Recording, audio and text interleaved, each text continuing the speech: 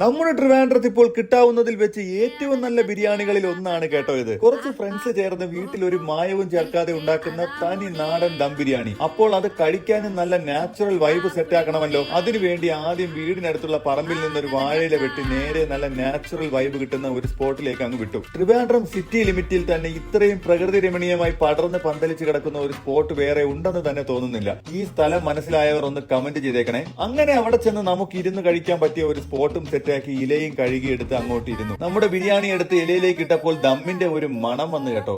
കഴിച്ചു നോക്കിയപ്പോൾ മണത്തിനേക്കാൾ ഏറെ രുചിയുള്ള ഒരു അടിപൊളി ബിരിയാണി.